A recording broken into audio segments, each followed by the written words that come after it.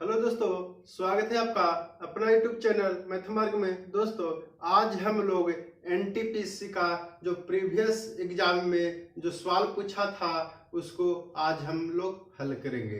तो कुछ लड़के जो हैं बेन आरेख से संबंधित जो प्रश्न होते हैं उसको छोड़ देते हैं, उसको हल नहीं कर पाते हैं या तो गलत कर बैठते हैं। तो कुछ छात्रों ने हमको कमेंट करके बताया कि सर बेन आरेख से कुछ प्रश्नों को हल कीजिए। तो आज हम लोग बेन आरेख वाला ही प्रश्न लेकर आए हैं। तो चलिए प्रश्नों को हम लोग देखते हैं। प्रश्न कह रहा है कि उपयुक्त बेन आरेख उन छात्रों को दर्शाता है जो एक कक्षा में 3 खेल एम, एन और एल खेलते हैं। कह रहा है खेल एन खेलने वालों की छात्रों की कुल संख्या कितना है। देखिए आपका जो डायग्राम में दिख रहा है ना, ये डायग्राम में 3 खेल है, एम है, एन है और एल है।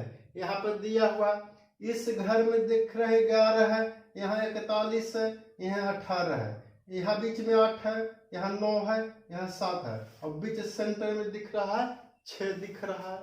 कह रहा है यहाँ पर एन खेल खेलने वालों की संख्या, यानी खेल जो एन है, एन जो खेल है इसका कितना छात्र है जो खेलता है।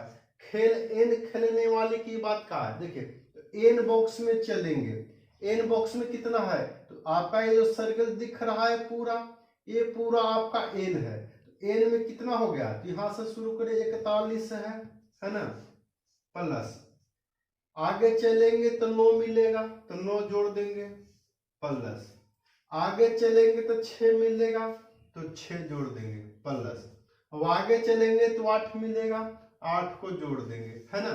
यह जो हो गया आपका एन खेल खेलने वालों की संख्या।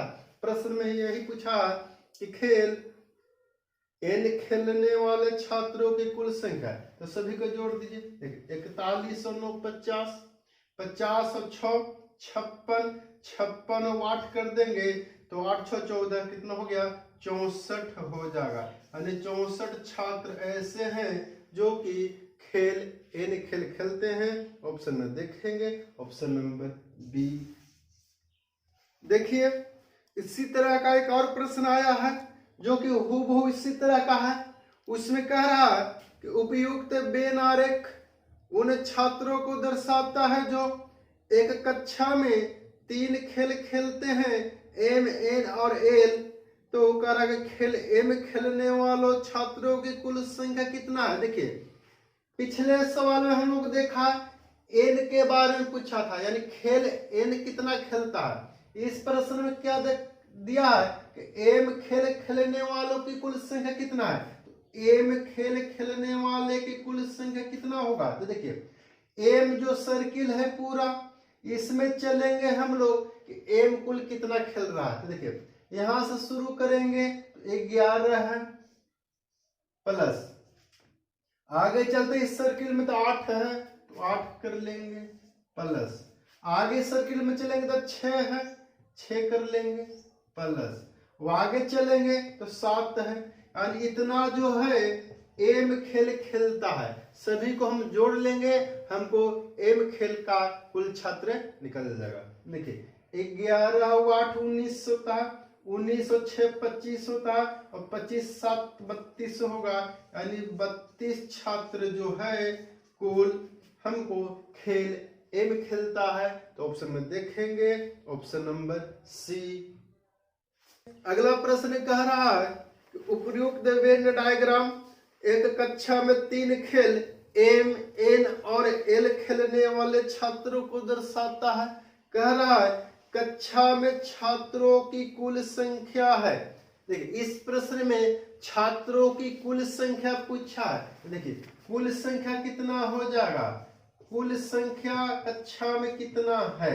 यानी एम खेल खेलने वाला, एन खेल खेलने वाला और एल खेल खेलने वाला, यानी तीनों संख्या को हम जोड़ देंगे तो हमको कुल संख्या निकल जाएगा। देखिए केवल एम खेलने वाला हो गया कितना 11, ठीक है, प्लस केवल एक एन खेल खेलने वाला 41 हो गया, प्लस केवल एल खेल खेलने वाला 18 हो गया, ठीक है। और ये जो लिखे केवल एम एन और एल खेल रहा है, ठीक है।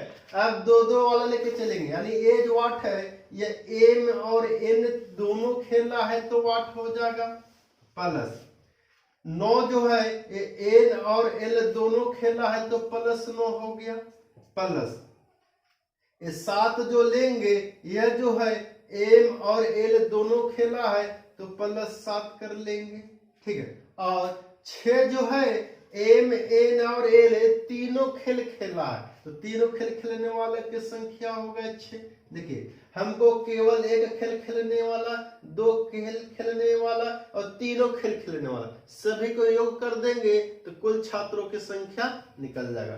जोड़ लेते हैं, देखिए 6 7 13, 13 और 9 जोड़ देंगे हो जाएगा 22, 8 30, 8 38, 39, 40 की 0 हासिल 4 हो जाएगा, ठीक है। 4 अब एक 5, 5 4 9 अब एक 10, यानी 100 छात्र हो जाएगा, यानी पूरे कक्षा में 100 छात्र हो जाएगा। ऑप्शन में देखेंगे ऑप्शन नंबर सी। अगला प्रश्न है, कह रहा है कि 150 छात्रों की एक कक्षा में हर कोई कम से कम एक खेल कबड्डी या खो खो खेलता है। 78 छात्र कबड्डी खेलते हैं और 18 छात्र दोनों खेल खेलते हैं। कितने प्रतिशत विद्यार्थी खो खो खेलते हैं? देखिए इसको पहले हम डायग्राम बना लेते हैं, है ना। दो खेलों की बात कहा है तो दो डायग्राम हम लोग पहले बना लेते हैं। एक कबड्डी का है, ये जो है कबड्डी का है ना। अब ये है खो खो का, एक जो है खो खो का है। पहला में कह रहा है कि कुल छात्रों की संख्या 150 है। कुल संख्या छात्र के बोला है कि 150 छात्र हैं, ठीक है, लिख लिया। आगे क्या कहा है कि 78 छात्र जो है कबड्डी खेलता है तो कबड्डी वाले में 78 लिख लेंगे, ठीक है। आगे क्या कर रहा है, 18 छात्र ऐसे हैं जो दोनों खेल खेलता है। देखिए दोनों खेल खेलने वाले की संख्या 18 है तो इसको कहाँ फिट करें? देखिए ऐसा डायग्राम जो दोनों सर्किल में है, यानी कबड्डी वाले में भी और खो खो वाला में, वहीं पे फिट करेंगे। तो ये 18 यहाँ हम लिख लेंगे तो ये 18 संख्या है, कबड्डी वाले भी सर्किल में आ रहा है और 18 जो खो खो वाला में भी आ रहा है, यानी 18 हमको यहाँ हो जाएगा।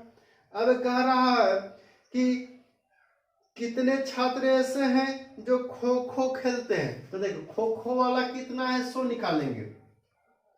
78 छात्र कबड्डी खेलता है जिसमें से 18 खो खो में भी चला जाएगा, तो केवल कबड्डी यदि हम निकालेंगे, केवल कबड्डी निकालेंगे तो 18 हम घटा लेंगे, है ना।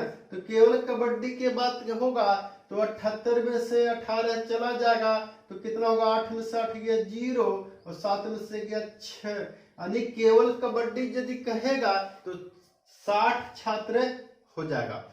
हमको खो खो का केवल निकालते हैं तो केवल खो खो को निकाल लेंगे तो देखिए कबड्डी खेलने वाला 60 और खो खो में भी 18 है तो कुल हो गया 78 गो, तो केवल खो खो निकाल लेंगे।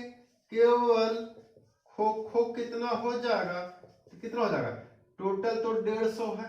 150 में से 60 और 18 78 घटा देंगे तो केवल हमको खो खो बच जाएगा, तो घटा लेंगे तो 10 में 60 गया 2, 14 में 7 गया 7, यानी 72 छात्र। 72 छात्र ऐसे हैं जो केवल खो खो खेला, कि यहाँ हमको निकालना है खो खो खेलने वाला, तो खो खो तो 72 और 18 खेल रहा है, यानी खो खो खेलने वाला कितना हो गया, खो खो खेलने वाला हो गया 72 प्लस 8 18 कर देंगे तो कितना हो जाएगा 90, यानी 90 छात्र जो है खो खो खेलता है। तो इसका प्रतिशत में पूछा कि प्रतिशत में संख्या कितना है, तो प्रतिशत की बात कहा है तो 90 गुने 100 कर देंगे और कुल छात्र 150 है तो 150 कर देंगे। देखिए 50 से काटेंगे 50 दूना 100 और 50 से काटेंगे तो 3 बार में 150, 3 से काटेंगे तो 30 बार में 90 हो जाएगा, 30 दूनी 60, यानी 60% छात्र ऐसे हैं जो कि खो खो खेल खेलते हैं? ऑप्शन में देखेंगे ऑप्शन नंबर ए। अगला प्रश्न है, कह रहा है कि उपयुक्त वेन आरेख किसी कक्षा के उन विद्यार्थियों को दर्शाता है जो 3 खेल एम, एन और एल खेलते हैं। कह रहे हैं यहाँ पर एन एवं एल खेल खेलने वाले परंतु एम खेल नहीं खेलने वाले विद्यार्थियों की कुल संख्या खाली जगह है, यानी खाली जगह को भरना है। यहाँ पर कह रहा है कि एन और एल खेला है, यानी एन खेला है तो सही का कर देंगे, एल भी खेला है तो सही कर देंगे, और एम नहीं खेला है तो क्रॉस। ऐसा हमको नंबर ढूंढेंगे इसमें जो एन सर्किल में और एल सर्किल में रहना चाहिए लेकिन एम सर्किल में नहीं रहना चाहिए, यानी इसमें और इसमें रहना चाहिए लेकिन इसमें नहीं। अगर छोड़ लेंगे तो तीनों में चला जाएगा। 9 को देखेंगे तो देख रहे एन वाला में तो है और एल वाला में भी है 9, लेकिन 9 जो है एम वाला में नहीं है, तो इसका सही आंसर कितना हो जाएगा? 9 आंसर सही हो जाएगा, यानी ऐसे छात्रों की संख्या 9 होगा। ऑप्शन में देखेंगे ऑप्शन नंबर डी। अगला प्रश्न है, कह रहा है कि उपरोक्त वेन आरेख एक कक्षा में खेले गए 3 खेल एम, एन और एल को दर्शाता है। यहाँ पर कह रहा है कुछ विद्यार्थियों की संख्या बताएं जिन्होंने एम और एल खेला मगर एन खेल नहीं खेला। देखिए पिछले प्रश्नों में हम लोग देखे थे कि कुल विद्यार्थियों की संख्या पूछा था जिसने एम खेला, जिसने एन खेला, या तो केवल एक खेल खेला है। ये प्रश्न को हम लोग देखा। इस प्रश्न में कहा है कि ऐसे छात्रों की संख्या बतलाइए जो एम खेला है, यानी एम खेला सही कर लेंगे, और एल भी खेला है, एल भी खेला है यानी सही कर देंगे, लेकिन एन नहीं खेला है, एन में क्रॉस कर देंगे पहचानने के लिए। ऐसा संख्या ढूंढना है जो एम खेला है, यानी एम सही लगा दिए, एल भी खेला है लेकिन एन नहीं खेला है, यानी ऐसा संख्या ढूंढिए जो एम में हो और एल में हो। तो एम और एल में तो शामिल यही है, और एन में नहीं होना चाहिए। ये जो 7 है एन सर्किल में नहीं है, यानी कुल संख्या हमको हो जाएगा 7 आंसर हो जाएगा जिन्होंने एम खेला है, एल खेला है लेकिन एन खेल नहीं खेला है। ऑप्शन में देखेंगे ऑप्शन नंबर डी। अगला प्रश्न है, कह रहा है कि एक सर्वेक्षण में पाया गया है कि 45% कर्मचारी कंपनी ए में काम करते हैं, कंपनी बी में भी 45% काम करते हैं और दोनों कंपनियों में 10% काम करते हैं। यदि 20% आबादी काम नहीं करती है, यानी वह किसी भी कंपनी में काम नहीं करती है, तो कंपनी ए में काम करने वाले कर्मचारियों की कुल संख्या क्या है, यह देखते हुए कि कुल आबादी 400 है। देखिए पहले इसका हम डायग्राम बना लेंगे तो सवाल हमको आसानी से समझ में आएगा, है ना। डायग्राम बना लिए, है ना। ये 2 को सर्किल बना लेंगे, एक कंपनी ए हो गया और एक कंपनी बी हो गया, यानी 2 कंपनी हम लोग ए और बी लिख लिए। ए में कितना काम कर रहा है, बी में कितना काम कर रहा है, सो लिख लेंगे। तो कह रहा है कर्मचारी जो ए है, ए में 45% काम कर रहा है, यानी कंपनी ए में काम करने वाले की संख्या 45%, और बी में भी 45% ही काम किया है, तो बी में भी 45% हो गया। ठीक है।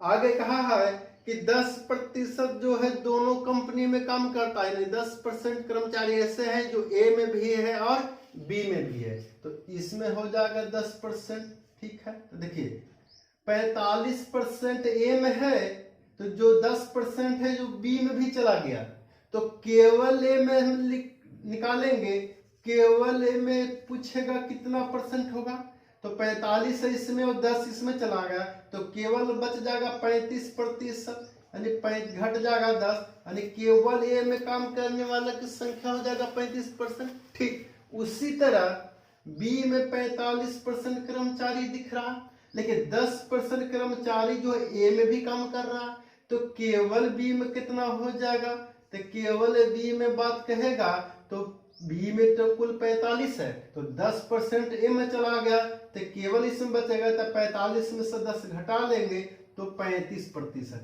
यानी 35% ऐसे कर्मचारी है जो केवल बी में काम करता है। और ऐसा कर रहा है कि 20% आबादी जो है जो काम नहीं करता है, यानी न वह ए में काम करता है न बी में काम करता है, यानी किसी पर काम नहीं करता है। और कुल आबादी 400 दिया है, देखिए कुल आबादी दिया है गांव का, कुल आबादी 400 दिया है, संख्या में 400 है, तो कह रहा है कि 20% काम नहीं किया है ना। तो काम करने वाले कितना हो गया संख्या, काम करने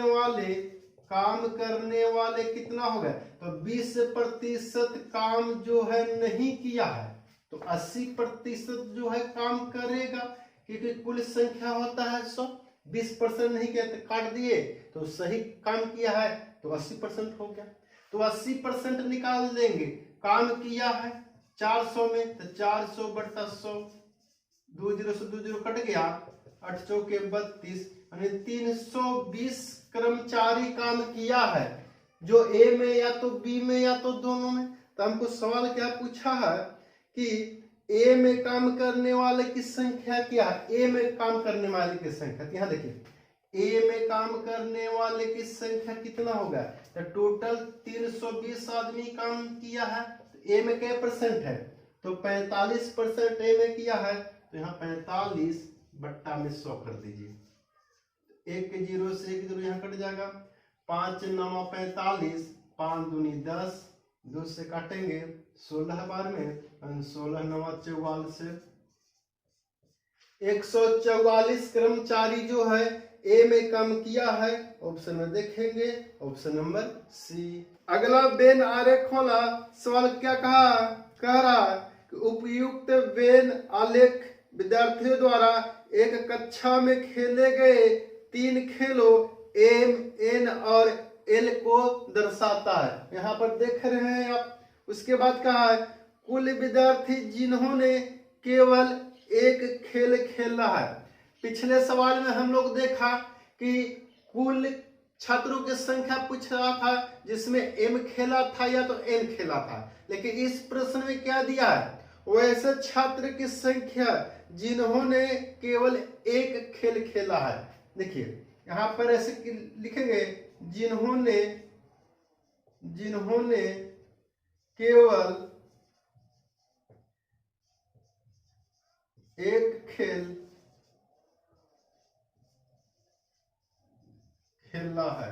देखिए एक खेल खेला है जिसकी संख्या निकाला, केवल एक खेल, तो केवल एक खेल की बात कहा है तो केवल एम में चलेंगे कि केवल एम खेल कितना खेला है, तो ये आप जो देख रहे हैं 11, एम केवल खेलने वाले की संख्या हो गया 11 प्लस केवल एन खेल की बात करेंगे तो केवल एन खेल वाला हो जाएगा 41, तो यहाँ लिख लेंगे 41 प्लस, और केवल एन खेल खेलेगा तो 18 है, तो 18 हो गया, क्योंकि प्रश्न में लिखा है कि केवल एक खेल खेलने वाला, तो केवल एक खेल खेलने वाला यही है। ये सब आंकड़ा जो दिख रहा है यह 2 खेल खेलने वाला का है, और जो बीच में जो आंकड़ा दिख रहा है ये 3 खेल खेलने वाला है। ऐसा क्यों, क्योंकि ये जो आंकड़ा है ये जो 7 है ये इस सर्किल में भी है और इस सर्किल में, तो ये 2 खेल खेलेगा। ये जो 9 दिख रहा है इस सर्किल में भी है और इस सर्किल में, तो ये 2 खेल खेलेगा। अब ये जो आंकड़ा है 8 इस सर्किल में और इस सर्किल में, तो यानी ये 2 खेल खेलेगा। और जो बीच वाला छेद दिख रहा है ये तीनों सर्किल में उपस्थित है, यानी यह जो संख्या बतलाएगा तीनों खेल खेलने वाला। ठीक है, हमको तो कहा केवल एक खेल खेलने वाला, तो केवल एक में है 11 है 41 और 18, इसी का हम लोग योग निकालेंगे। देखिए 8 अब 1 9 अब 1 10 हो गया, 10 की 0 हासिल 1 और 4 5 और 1 6, अब 1 हाथ से जोड़ देंगे हो जाएगा 7, यानी 70 छात्र जो है केवल एक खेल खेला है। ऑप्शन में देखेंगे ऑप्शन नंबर ए। आज के क्लास में हम लोग रेलवे एनटीपीसी में जो प्रीवियस ईयर का एग्जाम हुए थे उसमें वेन आरेख वाले सवालों को हम लोग आसानी से हल किए। और कुछ प्रश्न जो शेष रह गए हैं वह अगले क्लास में हम लोग पढ़ लेंगे। तो आप नए होंगे तो चैनल को सब्सक्राइब कर लेंगे और बेल आइकन दबा लेंगे